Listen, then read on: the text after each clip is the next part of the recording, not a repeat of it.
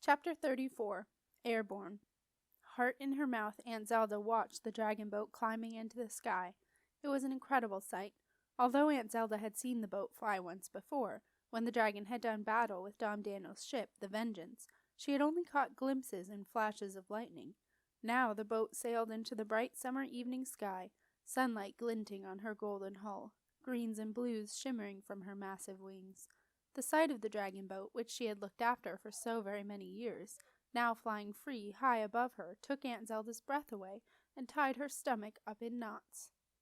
But there was another nastier reason why Aunt Zelda's stomach was carefully tying itself into a particularly complicated knot, for as the dragon boat had begun her run along the moat, the suspicious gray cloud had suddenly shot forward, and a blindingly bright ball of light had come roaring out of it, aimed at the boat. Aunt Zelda had screamed, "Stop!" but no one had heard her, and it was far too late for the dragon boat to stop anyway. Aunt Zelda picked up the splintered remains of a plank from the bridge, the only piece to have fallen on her side of the moat. Her worst fears were confirmed. The plank was charred and still hot to the touch. It had been hit by a thunder flash. Aunt Zelda stared into the sky, holding her breath with fear. The dragon boat was still easy to see, for she did not fly fast. She was built for long-haul flight, slow and steady, saving her energy. She sailed majestically above the Marin marshes, wings beating rhythmically, head held high, and behind her scuttled the small dark cloud. Aunt Zelda's knees suddenly felt very strange. She sank to the ground and started biting her nails, something she had not done since waiting for her witch graduation results. On board the dragon boat, everyone had just about got their breath back after the takeoff. In fact, in the terror of the takeoff, none of them had noticed the thunder flash, or had any idea Simon Heap was now trailing them. Jenna was up in the prow. Septimus held the tiller, and Nico, who was not comfortable with any kind of boat taking to the air, had only just opened his eyes. He stared up at the dragon's wings, which were beating steadily. They were blowing surprisingly strong gusts of air through the boat, which, combined with the up and down motion, made him feel as though the boat was at sea, rather than 1,000 feet in the air. Nico began to relax and look about him, and something caught his eye. "There's a weird cloud behind us, Sep," said Nico. Septimus, who hardly dared look anywhere except straight ahead of him, caught the concern in Nico's voice and made himself turn around. A dark gray cloud was flying toward them in a deliberate, distinctly uncloud-like fashion. "Simon," muttered Septimus. "Oh, pigs," said Nico, squinting back into the sun, which was low in the sky. "Do you really think so?" "It's a dark cloud. I thought I felt something just now, but I told myself it was just because I was feeling scared about flying. It's the same sort of feeling, really." "What's he going to do then, Sep?" "I don't know," Septimus replied, glancing behind him again. "But I don't suppose he's come just to say, 'Hello, that's a nice boat you've got there.'" Muttered Nico. "Perhaps we ought to go a bit faster." "Not sure how to do that. I could ask Jenna." But without Septimus uttering a word, the dragon began to beat her wings more rapidly, and the great gusts of wind passing their faces grew into a gale. But the cloud easily kept up with them, following the dragon boat as surely as if someone had tied it on with a piece of string. "There he is!" Nico suddenly yelled above the noise of the wings. Septimus spun around in time to see Simon fly out from the cloud, and in a moment he was hovering behind them, easily keeping pace. Septimus stared back at his brother. He looked different somehow. What was it?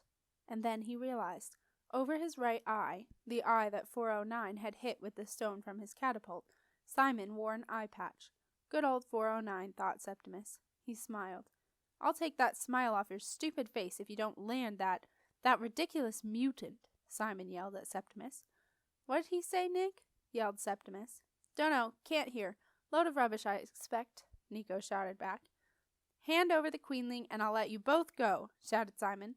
"He's still yelling," said Nico. "Yeah, keep an eye on him, Nick. Watch out for him reaching for a thunder flash." "He wouldn't. Not up here." "He would." "If you don't bring that contraption down to land right now, you will leave me no choice," Simon screamed. Neither Septimus nor Nico had noticed that Jenna had joined them in the stern of the dragon boat. She looked angry. "I have had enough of him chasing me." She raised her voice above the whooshing noise of the wings as they swept down, the wind blowing her hair across her face and into her eyes. I really have." From her tunic pocket, Jenna drew out the enlarging glass that she had picked up from the camera obscura. "What's that, Jen?" said Septimus and Nico at once. "I'll show you. Watch."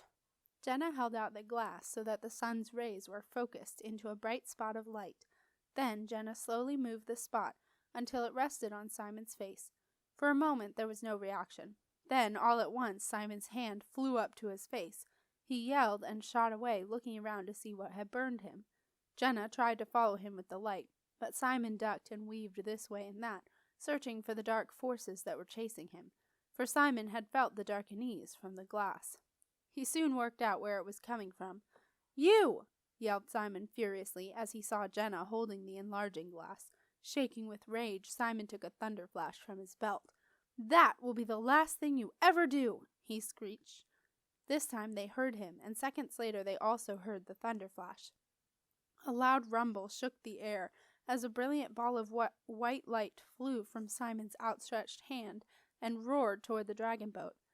Instinctively, Jenna, Nico, and Septimus threw themselves onto the deck, although they knew that when the thunder flash struck it would make no difference where they were. As they hit the deck, a terrifying thud knocked the boat sideways. The dragon reared her head in shock, and the boat slewed over, tilting the deck to a crazy angle and sending the crew rolling to the opposite side. A fearsome noise of ripping cloth and crunching bones echoed around them. And then the thing they had all been dreading happened. The dragon boat began to fall. Jenna forced herself to look up. A plume of black smoke trailed from the dragon's right wing, which hung limp and broken at her side, and the smell of burned flesh filled the air. The remaining good wing flapped frantically, trying to right the boat and stop the free fall to the marsh below. Jenna clung to the side of the boat, willing the dragon to stay aloft. She saw the dragon painfully spread the injured wing out until, although it hung limp and broken, it was now horizontal and could act like a stabilizer. Slowly the deck tilted back to a small incline rather than a steep mountainside, and they were still falling. Leaving the boys at the tiller, Jenna inched her way up the sloping deck until she was back at the dragon's neck. Simon's laugh echoed eerily around the boat. Although he had not quite scored the direct hit he had hoped for, due to the irritating fact that he could see through only one eye, he had wounded the dragon, and his next shot would finish the job. Simon took his third and last thunder flash from his belt. "Now!" Jenna whispered to the dragon. The dragon's tail twitched. As Simon flew in close, it suddenly flashed in the sunlight. The golden barb whipped through the air and hit him full on, hurling him into the sky. Like a baseball sailing out of the ballpark, Simon arched up into the blue in a perfect curve, until, at the peak of his parabola, gravity reclaimed him, and he began his descent, describing an equally perfect curve all the way down to the 100-foot pit. Marin was in the middle of a shouting match with Aunt Zelda when Simon Heap shot past him and entered the pit with the most enormous splash. Being soaked in filthy bog water did not improve Marin's mood one bit. He was fed up with Aunt Zelda telling him what to do. What business was it of hers if he had an eyeglass? Wasn't he allowed anything of his own? She was as bad as Dom Daniel. No, she was worse. At least Dom Daniel had let him keep things. Well, things that no one else had wanted. The argument had erupted in the middle of Simon throwing his last thunder flash. As the tremendous roar shook the cottage, Aunt Zelda had looked away in despair, and a glint of sun by the 100-foot pit had caught her eye. She had seen Marin gleefully watching the battle through his eyeglass. The dark eyeglass was bad enough, but what had really got to Aunt Zelda was the expression on Marin's face. He looked happier than she had ever seen him before. Happy, thought Aunt Zelda, at the fact that the three people she loved most in the world were quite possibly about to fall to their deaths. "Put that wretched eyeglass away!" Aunt Zelda had yelled angrily. Marin had jumped with surprise and then pointedly ignored her. He was not going to miss the best thing he had seen in years. "I will not have that dark thing here any longer," Aunt Zelda carried on. "You will throw it in the pit right now." Goaded, Marin had yelled back, "No, I won't," and missed seeing the swipe of the dragon's tail. But neither Marin nor Aunt Zelda missed the gigantic splash Simon Heap made as he fell to the earth and disappeared into the black depths of the 100-foot pit. Simon Heap shot all the way down to the bottom of the pit, where he desperately fought his way out of a forest of clinging strands of marshbane. 55 seconds later he emerged, gasping for breath and covered in decayed slugs. Marin was nearly sick with the stench of it, but something drew him toward Simon. The boy offered him a hand and pulled him from the pit. Simon lay in a spluttering, slimy heap on the bright green grass of the knoll and coughed up a few slugs. Marin sat beside him, staring at this stranger who had arrived out of the blue. Maybe he was a sign, a savior, a way out of being told what to do by Aunt Zelda, a way out of eating cabbage every day. He glanced up guiltily at the thought of Aunt Zelda, but she had rushed into the cottage and was nowhere to be seen. Suddenly Simon sat up, coughed up a bucketful of marsh water, and noticed Marin for the first time. "Where'd you get that?" he demanded. "What?" asked Marin in injured tones. Why, Marin wondered, did everyone always talk to him as though he had done something wrong? "That eyeglass. Nowhere. I found it. It's mine." Simon looked at the boy, sizing him up. An unusual lad, he thought. Could be useful. But what was he doing here out on the marsh in the middle of nowhere? "You live with the old witch, then?" Simon asked. "No," Marin said sulkily, as though Simon had accused him of something really bad.